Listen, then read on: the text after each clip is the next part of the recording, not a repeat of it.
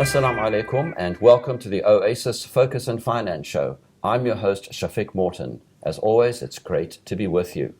Today we hear a lot about renewable energy and the need for coal-powered power stations to be shut down and of course for carbon emissions to be reduced. Of course, we're talking about the effects of climate change, where we see temperatures increasing globally and we see more severe weather instances, severe hurricanes, stronger winds, and of course intensified cold fronts and drought. To help us demystify what renewable energy is all about, in studio with us today, we have Yusuf Ebrahim and Irshaad Wadvalla. Gentlemen, assalamu alaikum. Wa alaikum salam. Wa alaikum salam, Shafiq. Yusuf, to start off with you, what exactly is renewable energy and why has it become such a contemporary, discussable topic? Renewable energy technology is a type of energy generation that is replenished harnessing energy from sources that do not need to be mined or ignited in order to produce electricity. Compared to fossil fuels and hydrocarbons like coal and oil, renewable energy is powered by the sun, wind, water, and wave energy, amongst others, which also include biomass. The Intergovernmental Panel on Climate Change, comprising of leading scientists, have indicated that if we are to adequately mitigate against carbon emissions, the global temperature rises need to be limited to between 1.5 to 2 degrees Celsius based on pre-industrial levels. Climate change-related events are increasing with the disruption and change in rainfall patterns, melting of the polar caps, and also we see Arctic ice, which is contributing to a rise in sea levels and in turn having a detrimental impact on the ecology and biodiversity of the Earth's ecosystems. I mean, we saw an article yesterday on News 24 which basically highlighted the erosion or the impact that the rising sea levels is having on our shorelines. Indeed. Irshaad, let's get to the issue of solar, wind, water, biogas. It seems like renewable energy comes under some kind of an umbrella. Just expand a bit on that. Sure. So essentially, with regard to the technologies that are available for renewable energy, the one that we are most familiar with is PV or solar PV. We see the black panels on everybody's roofs, and we understand that that's some sort of renewable energy being used. Mm-hmm. So solar PV stands for photovoltaic, which is a type of semiconductor material which converts the energy from the sun into electricity. We then have wind energy, which is wind turbines and wind farms that we are installing more in South Africa, more frequently. We don't tend to see them because they need areas the outskirts in the countryside in order to be positioned due to their size. Then we have concentrated solar power, CSP, which makes use of mirrors and troughs. So the energy of the sun is directed and converted into electricity, using the energy directly feeding into an electricity, in another form of, converted into another form of electricity. We then have wave energy, which is not used frequently in South Africa because of our current systems. We do have a very strong current system. Wave energy, however, is used more frequently in Germany, where the ebbs and flows are far more calmer. We then have biomass. So biomass has been used for a long period of time, but essentially biomass would be, you have two types of biomass. It's either where waste generation produces a gas that can be then used in order to convert to electricity, or the use of wood and peat moss that accumulates over time that is also then used either burnt as a form of energy, but again naturally occurring. Mm-hmm. Yusuf, tell us something about the adoption rate of renewable energy as opposed to our existing coal-powered setup. Shafiq, I'm going to be jumping a little bit because, just to touch on what Irshaad was saying, that, and we'll address this later on. If you look at South Africa and you look at the geography of South Africa, we are very, very well suited to harness, solar, because we receive much more sunlight or daylight relative to other continents. Also, if you look at the other geographical areas and locations, if you move up the West Coast, we get a lot of wind going up that, going out that way. So if you look at areas such as St. Helena Bay and also Jeffreys Bay, you'll notice that, it's quite amazing to see all the wind farms that has been put up there. Are you saying very quickly then that there's a fairly good future outlook for renewable energy in South Africa very quickly? Yes, we are blessed we have an abundance of natural resources, and I think that we should take advantage of that. So how do we understand the costs of all of this? We often hear arguments that it costs too much. Eskom might have even have said it, I'm not too sure. So how do we understand the costs of renewable energy? Sure. So, I mean, obviously we got to look at that other countries that have implemented this technology. So, I mean, if we use Germany as an example, and Irshaad can come in here, but as time goes on, we develop the technology as a human race, which ultimately makes it cheaper going forward. And also, if we look at demand and uptake for solar or any other type of renewable energy, I mean, this in itself speaks volumes. And Irshaad, giving us an overview of our energy landscape, everybody's talking about Medupi and Kusuli finally coming online. How does renewable energy fit specifically into this whole scenario? So just to touch on what Yusuf had indicated with regard to South Africa's natural resources in terms of both wind and solar. So we find that currently wind energy contributes over 52% of renewable energy in South Africa. Coming down to the landscape, as technology has improved, we've seen economies of scale beginning to come through into the market. So the cost of the technology is decreasing as compared to the cost of fossil fuels. So where coal-powered fired electricity was the cheapest option, or would have been one of the most competitive options in the various other types of energy available, we see that the declining cost of renewables on solar, on wind, together with the increase in other storage capabilities, has rather made renewable energy as a very relevant competitor to fossil fuels. So, for example, where the Kusile, we've seen from the bid windows, the declining price. So where the cost per kilowatt used to be R1.12 for solar or renewables, that cost has now come down to 79 cents per kilowatt hour, compared to fossil fuels, which have increased because of the cost overruns at the Eskom utility, at the stations, to over R1.15. So we are beginning to see the differences becoming far more, patent. Yeah, but we must also remember that, there's other cost advantages as well. So we got to look at basically, load shedding. There's basically no load shedding. I mean, that has a big impact on our economy. Also, you got to look at job creation coming out of this. I mean, who says we can't train coal mine workers to basically work in the renewable energy space? Eskom workers as well. Correct. But, as Irshaad mentioned, technology and then also economies of scale will ultimately get you the cost benefit, going forward. But also, we can touch on and talk about storage costs. I mean, we can talk about, peak demand, electricity consumption. Basically, if you have the ability to store energy, and when you are going to need it in that peak area, you can basically transfer and use it. Ultimately, it will have big impact on costs. No, that's certainly interesting. Now, Irshaad, we see something called 5 bid auctions in terms of renewables, and an acronym IPPP. Hopefully I've got enough P's into that. So just explain that, please. Yeah. Sure. So essentially, the move to renewable energy was first mooted in 2003.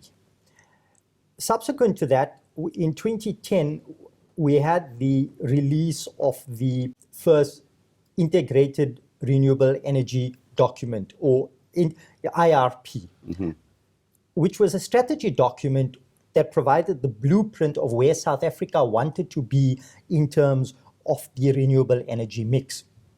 What that essentially indicated was that we would like to reduce our reliance on fossil fuels based on our agreements that have been ratified with international organizations as part of our responsibility to mitigate against carbon emissions.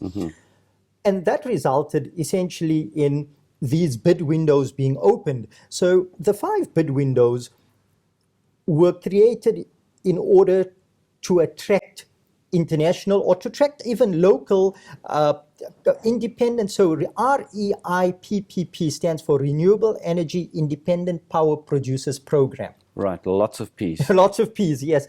And Eskom then has what they call the PPA, which is the Power Purchases Agreement. So again, another 2 Ps to add to that. Right. Many Ps in this pod. But Indeed.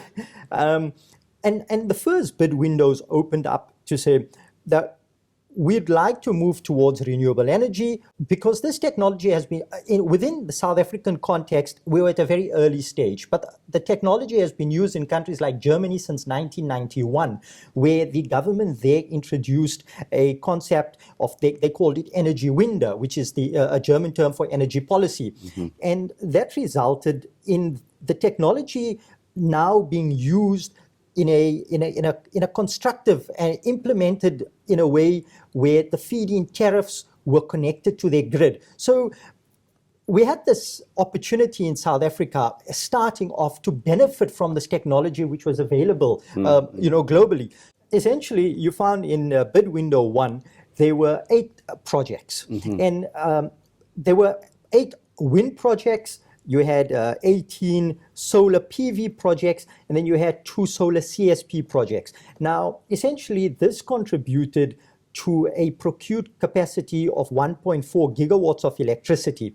And as the bid window started increasing, we started seeing the mix changing, where there was a higher concentration, for example, in bid window 2 on solar PV. That tended to move for a higher concentration in bid window 3, which was specifically for that. And then you had bid window 4 and 5. Now, bid window 4 and 5 were interesting because they decided to give the smaller players a chance in order to become a part of this power producers program. And this has resulted, interestingly enough, with over 6.2 gigs of electricity currently procured. Of the 6.2 gigs procured, over 3 gigs have already been operational. And that renewable energy, to a very large extent, mitigated against the harshest impact of load shedding that we had in the beginning of the year, because this was able to take a lot of the pressure off the national grid, to prevent us moving up to a much higher level in terms of the load shedding schedule that was put out. Irshaad, tell us something about this African sector. Do we have targets, and is there any regulations in place in terms of the renewable energy sector? Yes, Shafiq. So as part of that integrated energy plan that we talked about, the initial target was for 17 gigawatts of electricity to be operational, or renewable energy, electricity from renewable energy to be operational by 2030. In order for that to take place, a pre-target of 6 gigawatts by 2020 was set. In terms of regulations, we see that the Renewable Energy Independent Power Producers Program is still on track. We see that there is this pipeline of energy, which is of renewable energy that is coming into the South African market. Also, just to perhaps bring in, we've heard that Eskom is going to be split into 3 units: a transmission, a generation, and a distribution aspect of it. And where it's going to become important with regard to the energy is the utility has to buy the energy from the independent power producers. That energy can then be fed into the grid, which you and I can use when we actually need it. We need to follow what Germany did. And in 1991, when they initiated this process, they forced their utility company to buy firstly, and secondly, to afford the power producer push through over fossil fuel electricity. So as opposed to this power being, or energy being generated and left, it is given priority. And that keeps the process going, because now it provides the incentive for this IPP to be a functional and economic business. Yusuf, what about the future outlook for renewable energy in South Africa? It looks like there's quite a supportive infrastructure, which I don't think many people are actually aware of. So Shafiq, let's look at it. Renewables will have the fastest growth in the electricity sector, providing almost 30% of power demand in 2023. This is up from 24% in 2017. During this period, renewables are forecast to meet more than 70% of global electricity generation growth, led by solar PV, wind, hydropower, and bioenergy. Hydropower remains the largest renewable source, meeting 16% of global electricity demand by 2023, followed by wind at 6%, solar PV at 4%, and bioenergy at 3%. Interesting facts indeed. Irshaad, let's go to opportunities and challenges. I mean, we've sketched out the way things are, the landscape. What are opportunities and challenges right now in terms of renewables? In terms of the opportunities, South Africa is at a favorable place. We've seen the new president come in. He's committed to growing the economy. He's committed to providing policies and incentives that are going to increase employment. We've also have the National Development Plan, which has included renewable energy as a component and as a key component of South Africa's transition to better economic and social well-being. From an environmental perspective, the opportunity for the incorporation of renewable energy on a far more larger scale is the reduction of carbon emissions. Currently, we've reduced over 30 million tons of CO2 because of using renewable energy with the current setup that we have. Now, you've already alluded to Eskom being broken up into three parts: transmission, distribution, etc. How does this, in more detail, fit into the renewables scenario? So, where Eskom would still hold the monopoly on the distribution of the power.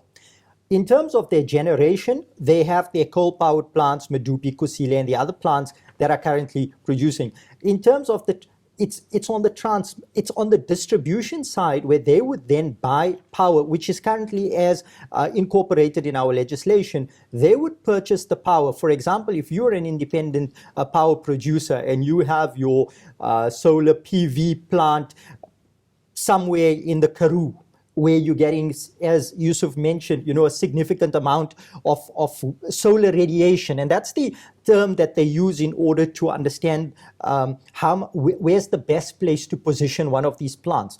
And you have it, and the Eskom would now have an agreement with you. So they would be buying it from you, and they would then be selling it off into the grid to all their customers. And this is very interesting because with the fourth industrial revolution, and we have more of the technology, we are able now to understand where peak load demand is going to come from and which plant needs to go online at that specific time in order to meet that peak demand, to now reduce our dependence on gas turbines and peakers. So Eskom does have an important role to play in this because the state utility has the infrastructure that has already been rolled out over decades in order to feed into individual homes. So earlier we spoke about storage, and what storage actually allows you to do is basically, you can use the energy at the later stage. Right. And again, going to the peak demand and off peak, you can use that electricity. So that's basically, in essence, it's a real win-win because coal-powered power stations don't always have the capacity to store electricity as opposed to renewables. Indeed, what we're seeing is, so to give you just a bit of a background, the cost per kilowatt hour of battery storage was over $1,000, maybe between 5 to 10 years ago. Tesla said that Elon Musk says that he can bring the cost of battery storage, utility scale battery storage, down to $100 per kilowatt hour. Now that's a significant reduction. We're currently seeing pricing, it's called levelized cost of storage, LCOS, at around $200 a kilowatt hour. But more importantly, what we're seeing is that the capacity of the batteries are beginning to increase. So you've got two benefits. You've got a declining cost and you've got an increasing storage. And this is where energy arbitrage comes in, as Yusuf spoke about, where you can now purchase power off peak at a lower rate and then use it at an on-peak rate and benefit from those cost savings. And more in terms of the global landscape, we're seeing that bid auctions are now including solar plus storage. So where first the auctions were primarily focused on just providing the actual technology for renewables, they are now actually saying, look, we can give you this kind of storage, utility scale storage. And as the technology develops, I think we're going to see a lot more exciting developments in this sector. Let's move forward to Germany. You've been talking about Germany a lot. They really seem to have led the way, in fact, as far back as 1991. So what have they done that's right that we can learn from? They started this policy of Energiewende, which says, as mentioned, give the independent power producers push through over fossil fuels. And as they started developing around 2011, they then instituted what they call their policy of it's called EEG, without wanting to go into the German, but it's the Renewable Energy Act. Right. And that was essentially where they laid out, and it was a firm commitment both from the government to state that, look, by 2022 we want to be nuclear free, and by 2038 we want to be fossil free. Now, the interesting thing about Germany is that they adopted the technology at the top end of the scale. So their transition has been very expensive. And it's come under criticism because as experimenting with the technology, they've had to incur some of the differences of various amounts of input being fed into the grid. Without wanting to be too technical, what this means is that, for example, if the grid is functioning at a certain level and you pushing through below, the energy companies need to increase that in order to keep it consistent. We are lucky that we are now buying technology, or we are able to adopt technology where these issues have been resolved. Okay, and Germany is on track in order to meet that demand. And what this indicates is that where the political will is, there is an opportunity and these projects can be successful. Indeed, and there's also something called the Paris Climate Agreement, which South Africa is a signatory of, as are most countries. Are we meeting our obligations to this particular agreement? Well, the Paris Agreement was part of the COP21 conference, which is the conference of the parties that took place. And as a signatory, South Africa had to ratify the agreement to say that we are going to, what Yusuf mentioned earlier, is maintain a temperature in order to institute policies that will contribute to the reduction, or rather maintenance, of temperatures between 1.5 degrees Celsius to 2 degrees Celsius based on pre-industrial levels. And we have a long way to go. We've heard about the carbon emissions tax that's coming through. But these all point that we need to, while we have some of these policies, we need to direct and channel whatever outcomes from there in a more constructive way and in a meaningful way, where these can then have the positive impact on reducing contributing to the reduction in global warming, and secondly, given South Africa's precarious position going forward as a country that's going to be water stressed. Gentlemen, thanks for talking to us about renewable energy. Thank you. Thank you, Shafiq. Thank you, Shafiq. And that concludes today's edition of the Oasis Focus and Finance Show, during which we discussed renewable energy with our guests Yusuf Ebrahim and Irshaad Wadvalla. Should you wish to watch this or any of our other shows, you can log into the Oasis Crescent YouTube channel, or you can contact us on 0860 100 786 or email info@oasiscrescent.com.